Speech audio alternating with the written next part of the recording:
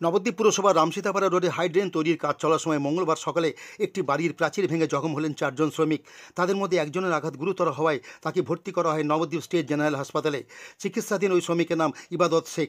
তার বাড়ি কোতোয়ালির আনন্দবাস গ্রামে।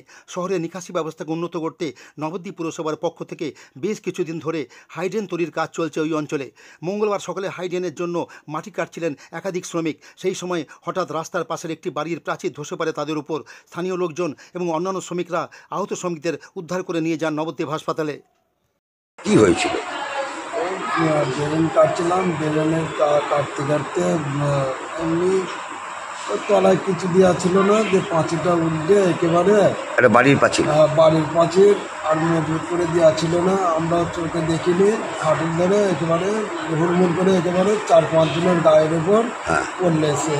আমি আরেকজনকে তুলতে গিয়ে আমি নিজেই আমার হাতের ওপর একটা পাঁচিল এসে হাতের এসে মারলো, বাড়ি মেরে একেবারে দেয়ালের মতন দেয়ালে সেটে দিল। আচ্ছা, সেটে দিয়ে আমি আর অজ্ঞান হয়ে গেলাম। আমি আর জ্ঞান ছিল না।